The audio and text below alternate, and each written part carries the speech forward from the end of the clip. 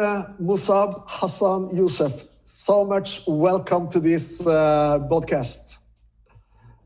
Thank you. Thank you for having me. It's a great joy. Thank you. I just want to ask you, Mosab, here in the West, there is a lot of accusations of about the Israeli society, that they are a racist, apartheid society.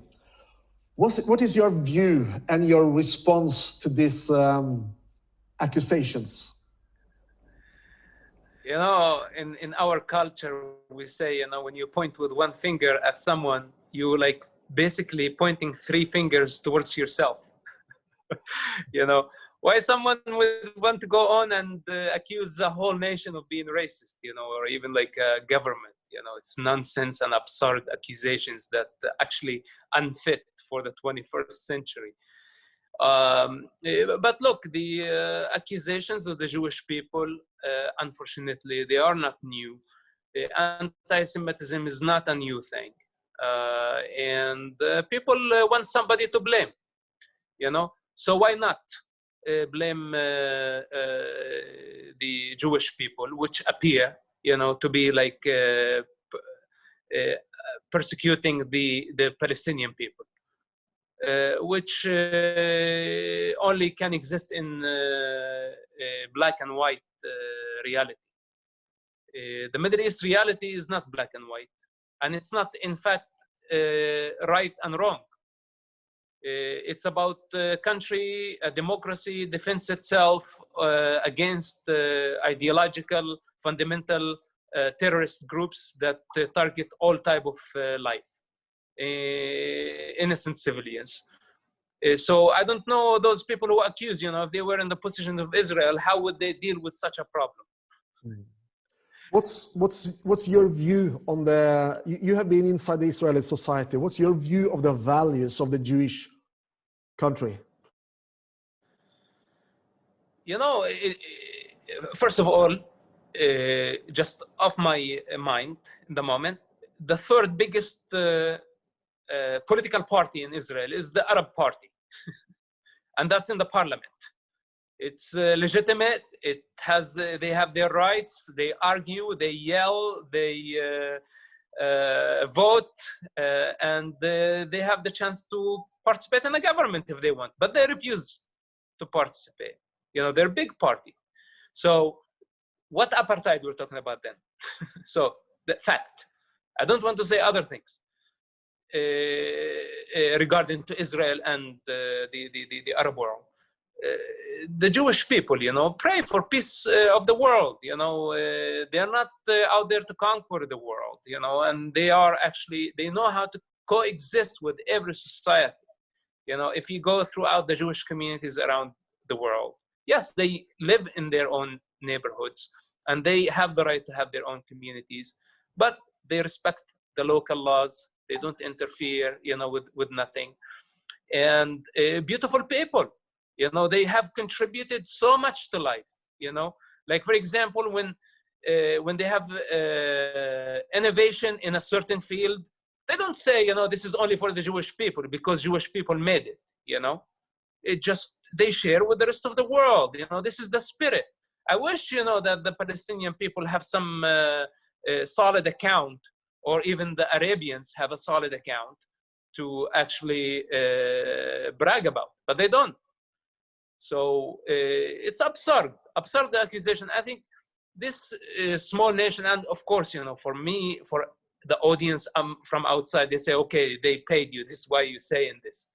But there is like, for me, there is a connection, you know, that and fascination of such a small nation and the amount of contribution to life, to the entire human family, and the amount of persecution that they had to face from all type of people throughout the centuries, exile, exodus, Holocaust, you know, genocide. It's just insane, you know, when you think about the stupidity that led to the Holocaust, for example. It started with propaganda like this, you know, people who are basically ignorant, uneducated, and they just go on accusing a small group of people, you know, Well, if they are wealthy, maybe they are working hard. Maybe they know how to be wealthy, you know? And our jealousy should not be a reason, you know, to just go after them and accuse them of things that they are not. Some of the most amazing and wonderful people that I never thought I would meet were among them were like Jewish people, and very inspiring. And their spirit is towards life. It's pro-life. War is ugly, you know, and Israel, when they defend themselves, they are firm. They cannot compromise because they saw the worst, you know, from the days of Babylon, from the days of Egypt and the Pharaoh, and go on like throughout the century. You know what other people did to them. So of course they need to be armed. You know, they have a solid reason why to be armed and why to defend themselves. But are they like going out and killing people because of their nationality or because of their ethnicity? Well, Israel has the capacity to wipe the Arab world off the map. They have that kind of capacity, but they are very responsible how they actually respond violence. You know, if the picture was the opposite, if the Arabs had the power that Israel have, they would not hesitate to wipe Israel off the map just because they are Jewish. You know, so this is the paradox. You know, it's complicated, and those who want to project their hatred on Israel, you know, I don't know how to stop them. You know, but the truth is beyond me and beyond them. Our nation, the state of Norway, has been involved for decades, actually, in the Oslo process. And we have used a lot of money into this process. But still there is really no peace agreement and peace coexistence with Hamas and parts of the leadership with Fatah and Islamic Jihad and so on. What is the challenges from your point of view with the Palestinian society and maybe the leadership of it? You know, well, it's not, there's no such a thing as the biggest challenge. The entire thing is a challenge. And the birth of Israel was a miracle. And there was a chance for a birth of an Arab country that lives side by Israel at that time. Because that land, the land of Israel today, it used to be under the occupation of so many forces, you know, Turks, Ottoman, Crusades, Muslims, Arabians, Egyptians, Babylonians or Persians, you know, so many forces came and occupied for a period of time. And this is why, you know, we had in the Jewish history, the exile or the exodus, you know, it's like at least 2 times from Babylon and from Egypt to Egypt and to Babylon. So it's a area where basically there was nothing there. And Sykes-Picot came, then, you know, the British mandate for the land. And from that point, you know, Arabs had the opportunity to actually, for the first time, to have a legitimate state recognized by United Nations, by the entire world that lives in peace together with a Jewish state. That, you know, the world felt the need, you know, that the Jewish people had suffered so much that it's time for them to come back from diaspora and just be in their own land where they are connected ideologically and they're connected in spirit. So, and that was legitimate, but the Arab people saw that as like invasion, as some like, you know, Israel is a superpower and they came and just took this piece of land, you know, regardless of all the historic evidence, you know, that those people are connected to that land and they bought the land. It's not like, you know, they came with guns and they start taking over. You know, they came, they paid money for the land and they built kibbutzim and all that with their eyes towards like a modern country. and they succeeded. This is where the problem began. That Israel focused on building an Israeli or a Jewish state. Some people don't even like to call it a Jewish state, because it's not only a Jewish state. But the Palestinians focused on trying to destroy Israel rather than building a Palestinian state. And this is where the gap just kept widening and widening and widening. And look at the situation. 70 years later, they kept rejecting every proposal and every project. And every time they reject something, they get less. And they keep getting less and less and less. And this just stubborn Palestinian leadership, those are the actual criminals, and those are the ones to be, in fact, held accountable, because their goal has not been building a Palestinian state. Their goal has been to take the money from Norway, from Europe, from the United States, from the Palestinian people, and give nothing in return. This is their game. They're just a bunch of political criminals, who profit out of conflict and exist only when there is conflict. And their fear, if the conflict is over, there is no need for them anymore. So this is the psychic of those people, which basically I know on both sides. I'm familiar with what's so-called the Palestinian leadership, not only Hamas, also Fatah, and the rest of the Palestinian factions. Greedy people. So if I really want to blame somebody, I don't like blaming, but if I want to blame someone, why do I want to blame Israel that was okay with part of the land, and they were so happy and grateful to the world that finally recognized a small piece of the land, to just let them live in peace, okay, and have the capacity to protect themselves if they have to. The Palestinian people did not see it that way, and today it's already 70 years, and they are repeating the same exact mistakes.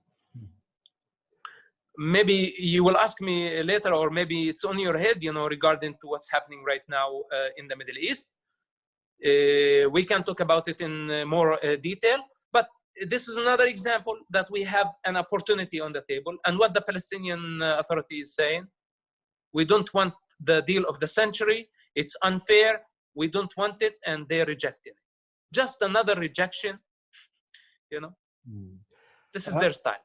Yeah, we're going to speak more together with regarding the peace agreements with the Gulf states and Israel. But I just want to ask you about the situation today.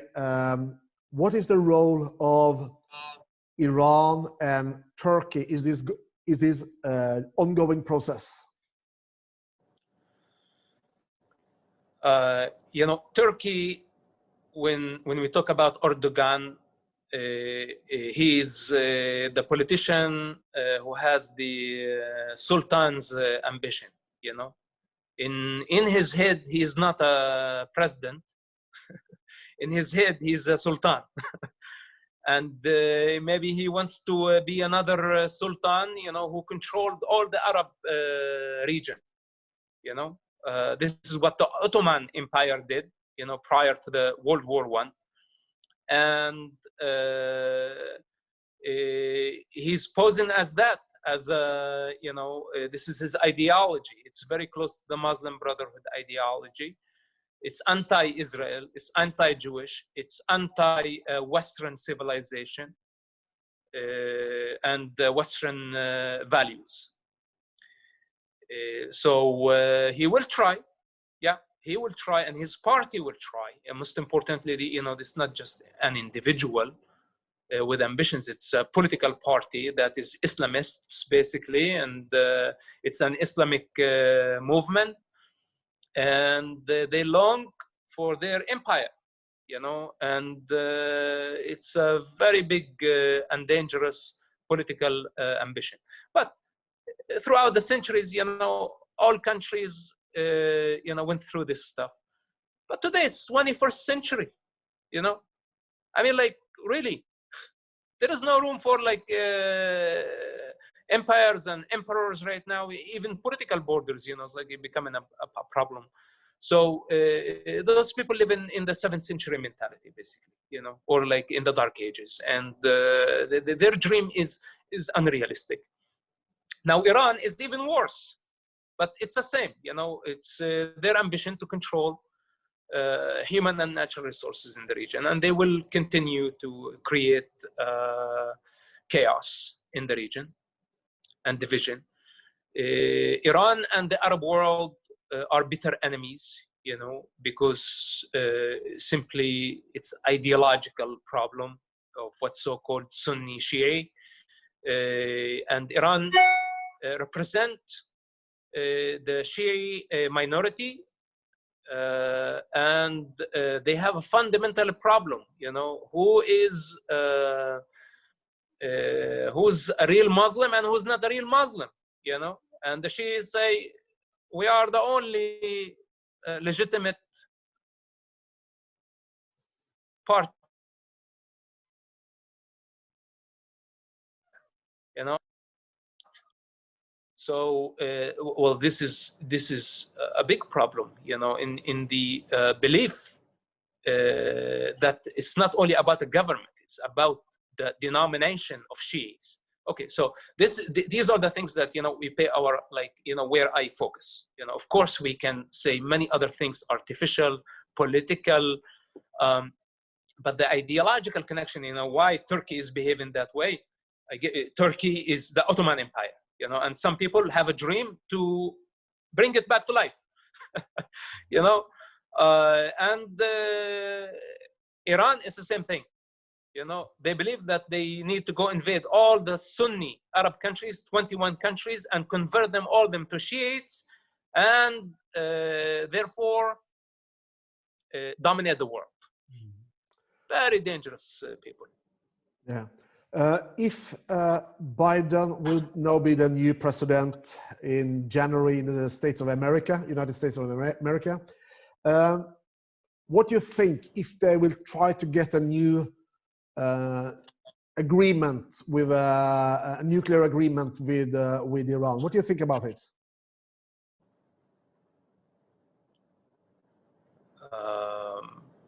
You know, Iran does not believe in democracy. You know, Iran does not accept the other.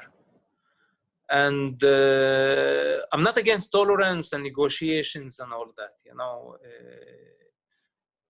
the use of force should be a final resort.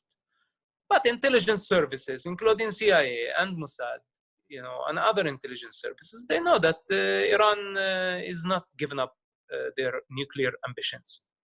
And with this type of leadership, you know, with this type of leadership, you don't know how they're going to use this type of power. You know, we're not talking about accountable.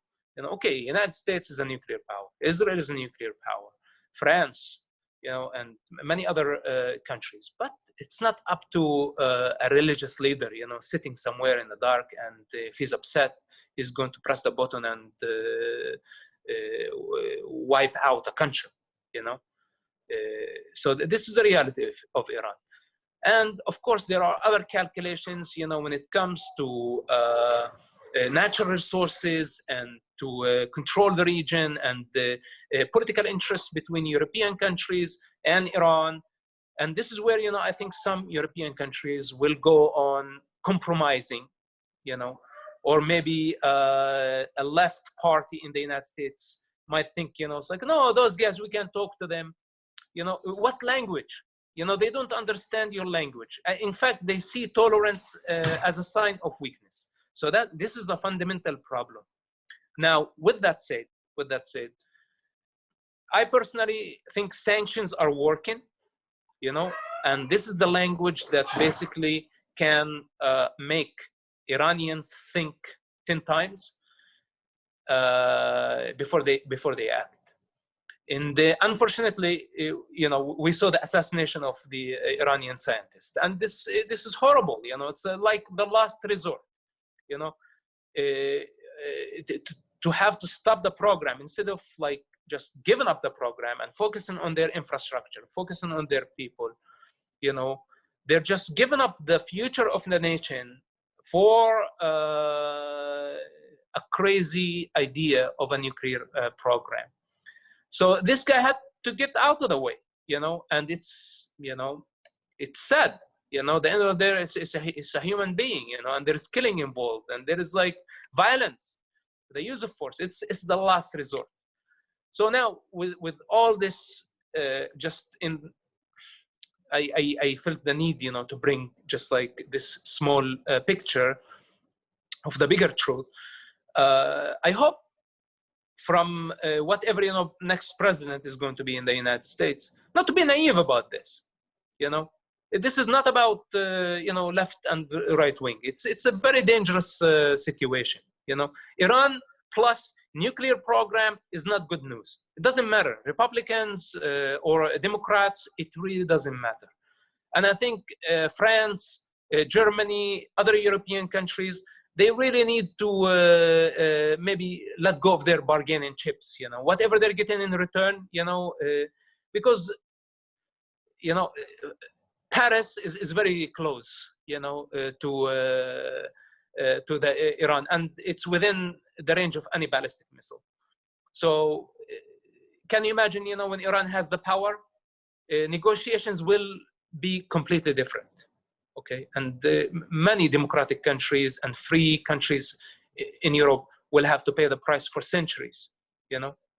So with that said, I just hope that we keep in our minds that we are not dealing with a democratic country, you know, accountable, responsible, you know, and they lie.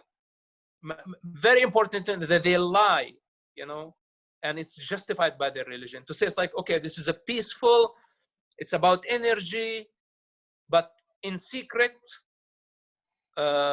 we know that they are developing a bomb. Speaking about international politics, United Nations does have a lot of big focus on what's going on in Israel in different ways. How is United, what is your view, what is your perspective on how the United Nations is handling Israel and this situation? The United Nations is a changing phenomena. You know, look how many different resolutions regarding many problems. You know, first of all, it's we need to think about it in terms of creating the problem. Who creates the problem? You know, to begin with. You know, those countries create the problem, especially the superpowers. Then they come sit down to try to solve them. You know, and each force will take like a piece of the pie. You know, this is what it is. Of course, you know, we can say the United Nations and all nations, but not all nations are equal in this body. And there is change in politics in it. And there is a veto. And there are like all type of strange things going on. But, you know, when we talk about Arab countries, Muslim countries, when they are, let's say, about 70 different countries, Muslim and Arab countries. And all of them don't want Israel to exist. They want it to simply cease to exist. You know, this is their announced agendas, that they're anti-Israel. So they have influence. They have influence. And they can create all this type of political turbulence in the United Nations body. But the good news, things are changing right now. You know, things are changing. And hopefully when the oil money countries come to realize that Israel, you know, is not their enemy, then maybe they will take a step back from their like push against the Jewish state or against Israel or the Jewish people, whatever you want to call it. And I hope that this is changing to the better. At the end of the day, I'm not an expert on the United Nations, and I don't have great hopes from them. We are seeing a new day in the Middle East with the peace agreements between Israel and the United Arab Emirates and the Bahrain. How will this affect the relations between the states in the Middle East? You know, this is a new era. This is a beautiful manifestation of a dream I had many, many years ago. You know, and I'm really happy to see it, you know, at least in principle. Once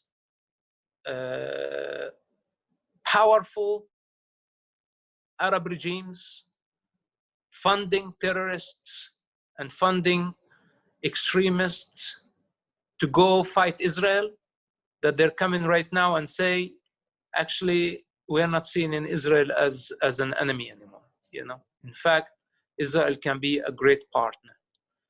And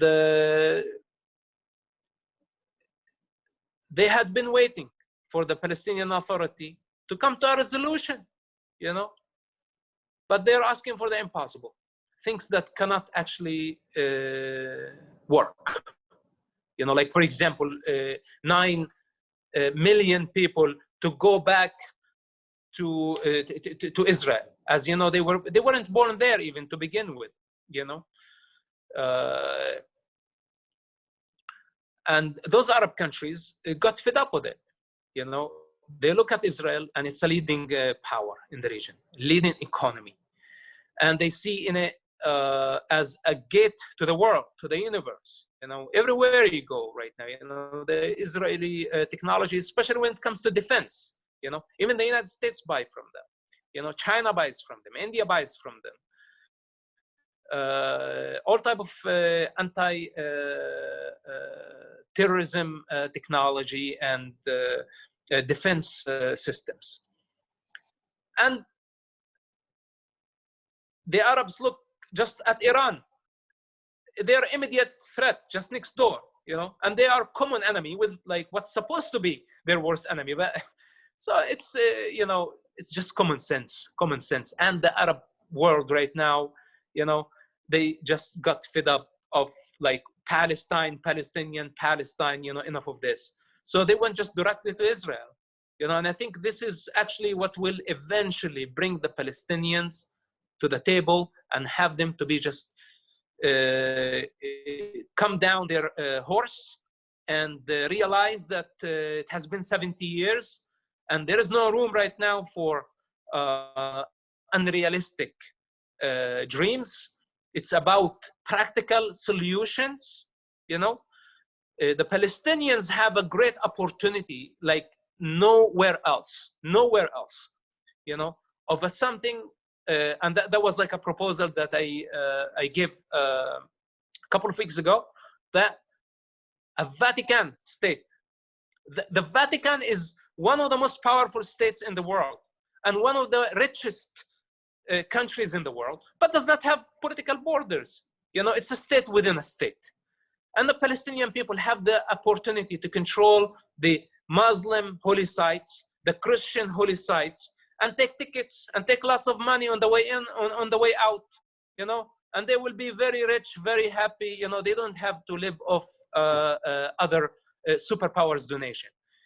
And they need to forget about borders, for example. And who cares about borders? You know, and if they drop their guns, if they get disarmed, like Hamas, Islamic Jihad, and, you know, they don't need the armies. They just need the police force, you know, and then a bridge to the world can be opened, and this Arab countries can bring industries and markets and open it up, you know, in a way that nobody could imagine. You know, instead of giving the Palestinian Authority billions of dollars to spend it on cosmetics for their wives, you know, this is how they spend the money, you know. Rather than that, you know, they can build industrial zones and let Israelis and Palestinians work together in a solar system, in like whatever it is, and innovate, renovate, integrate the entire area. Finally, Ishmael and Isaac reunited, come to work together. It's very possible, and throughout my journey, I'm somehow Ishmael, whether they like it or not, and it was a choice for me to just destroy all the walls and all the barriers and just come to Isaac and extend my hand and say, brother, enough of this. And Isaac extend his hand back, and we think together and we share together. It's just one family. Okay, this might sound a bit emotional right now, but this is what it is.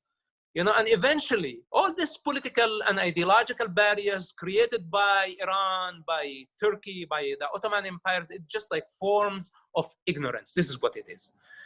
And eventually, Palestinian people don't need right now to go and try to fit another elephant in the room, or another elephant in the eye of the needle.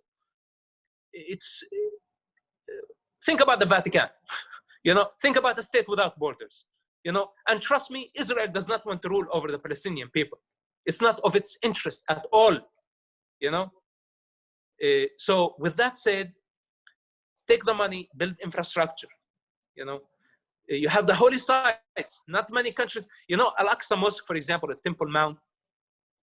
And I'm sorry for the long answer, but this is significant because, this is how ideas, can actually eventually manifest.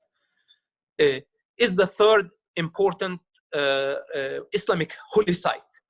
And the Muslim world has been banned from visiting their holy site for about 70 years or almost 100 years.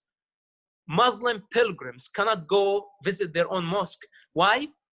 Because the Palestinians are hard-headed, stubborn, and say, no, nobody come to Al-Aqsa Mosque before we solve the Palestinian situation. And millions of Muslims long to go visit their mosque and pray. So isn't that a crime against their own religion, against their own people? Then who said that it's a crime to build a Jewish temple just next to the Muslim mosque? There is enough on Temple Mount. If it was up to me, I would build it. If I had the money, I will build it myself, and let Isaac and Ishmael worship all together, so one family. What's wrong with that?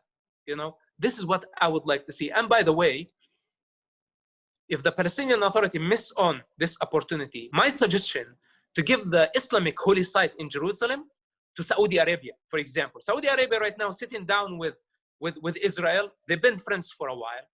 In fact, I maybe told you in person this about 2 or 3 years ago. If you remember, I told you the defense system that brought the ballistic missiles from Yemen launched at Riyadh, where is Israeli defense system. If you remember, we had a conversation in the car, and this is not announced, So there is mutual interest in defense, in technology, and there is beyond that, And in my opinion, if the Palestinians insist on just keeping the borders and the barriers between Israel and the rest of the Muslim world, then they need to sit on the bench and let the big players play. Saudi Arabia is a big player. The Arab Emirates is a big player, and right now they are playing. And this is why the Palestinian Authority is panicking, in a state of panic. What can they do? And now for the Europeans, actually, they need to understand this new reality. And for the Palestinian Authority, they need, if they reject another initiative, the deal of the century, for example, which is an amazing deal that can build a country for the Palestinians,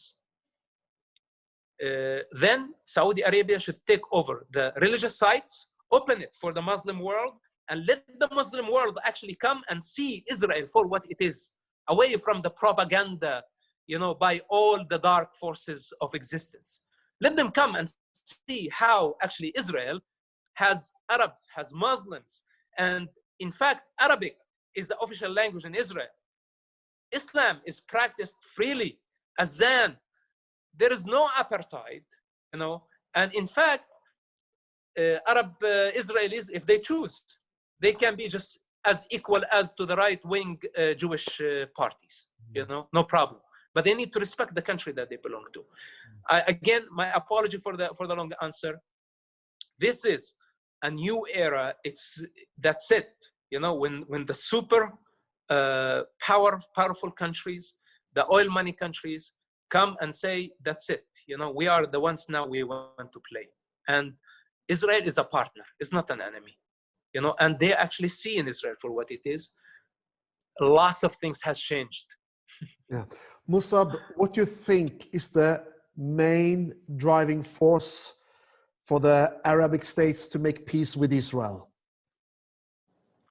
Economy, defense, and many things in common, and whether if it's friends in common and enemies in common,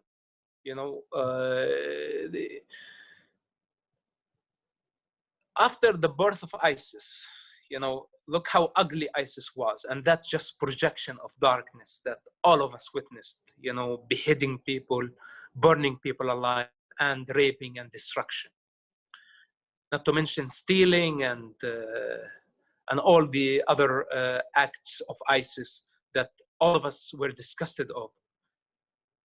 But there was a positive to that situation, that it showed the Arab world, you've been dreaming and you've been singing about Islamic State for how long?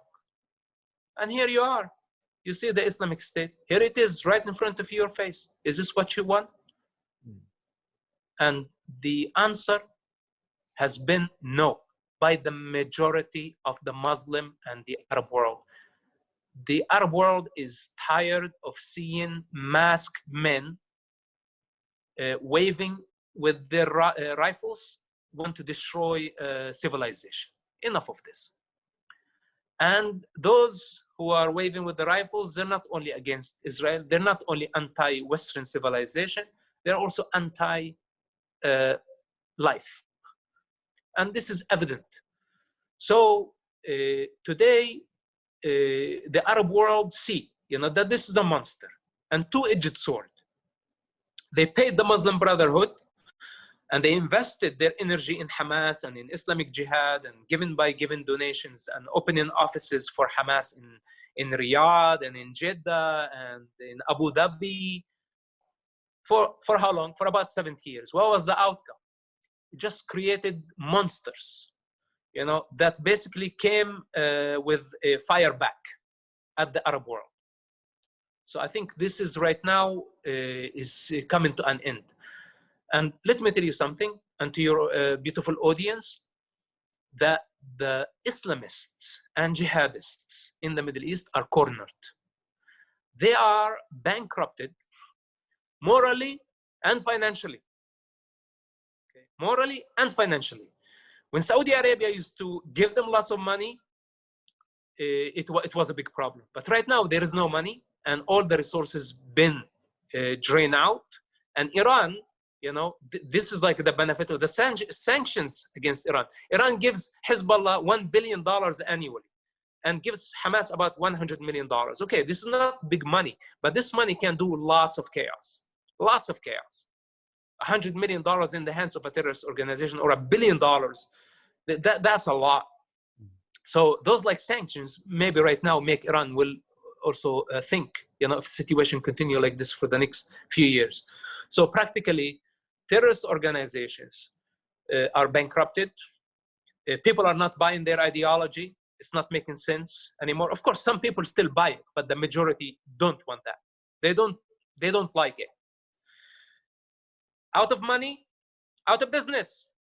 They're pushed to the corner, and it happened that there is alternative happening simultaneously, that, hey, it's becoming normal, for Arab officials to shake hands with Israel, to visit with Israel, to sing together, and little by little, people are going to realize, like me, I realized many years ago, and it was impossible, to just people like us, it's one family.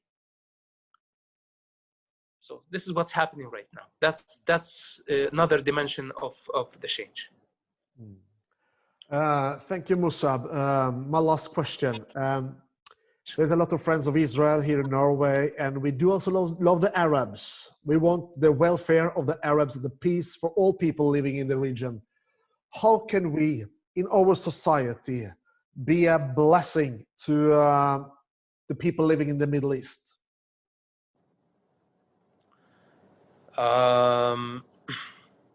You know, investing, you know, like the people of Norway, for example, you know, the Oslo Accords, and we all know, you know, that people from Scandinavia and the rest of the world, they want to see a resolution, you know, to the situation, because the children are suffering, you know, and generation after generation, it's just endless cycle. And there is no sane person in the world who does not want that all human beings live in peace. But the question is, do Arabs, you know, make the choice also, the wise choices, you know, that build bridge with all those people? Because you can sit in Oslo and hope, like, you know, how can I help you? But like, you know, if you're not helping yourself, I cannot help you, you know? So practically, it's good that we have the intention and the level of responsibility towards this region. And eventually there will be opportunities, you know, hopefully within the next couple of years, we will start seeing industrial zones built, you know, in there. So this is maybe where, instead of Norway sending like 100 million euros or like more or less, whatever it is, say, I would like to see a project where, you know, Palestinian youngsters working together with Israeli youngsters in the Jordanian Valley, you know, for example, industrial zone. And let this multiply, let this be like more and more and more. And they would be like the Norwegian or the Norwegian project, the Swedish project, the French project, the whatever it is, where, you know, people will build their economy, build infrastructure. There would be partnership, there would be love stories, there would be just, this is how we can, you know, build it. So you have the resources, you have the financial resources, you have technologies, you know, you're one of the most advanced countries, and you've got many amazing systems, you know, how to handle life and government and the population. So I'm sure there will be room, you know, but first we need to get those thugs, you know, the middleman out of the picture. So we are able to invest directly in the people, you know, and I'm telling you that they hit rock bottom, this middleman, and the middleman is about to come to compromise right now, you know. So there is going to be opportunity, and thank you so much for your support. For my people, the Palestinian people, you know, my family, you know, unfortunately they don't talk to me, you know, but they think that I'm against them, that, you know, I took the side of my enemy against them. No, I choose to go and not make an enemy with Israel. That's totally different story. It doesn't mean that if I choose Israel, not my enemy, that I make my people my enemy. You know, it's the same thing, that how much, you know, I love my people, and I want to see them integrate and see the world and enjoy and live. You know, it's one of the biggest dreams. It brings me to tears, you know, when I see like one who was able to make it out of that mentality. But it's not enough for me to be emotional about it, and it's not enough that I want to help, because they're rejecting all help for the time being. Eventually there will be opportunity for possibly you and I go visit my hometown Ramallah and think about what can we do here. Okay, let's dream about the future. Okay, thank you so much, Mosab, for taking all this time together with us. I'm so thankful for the relation, and we wish you the blessing of God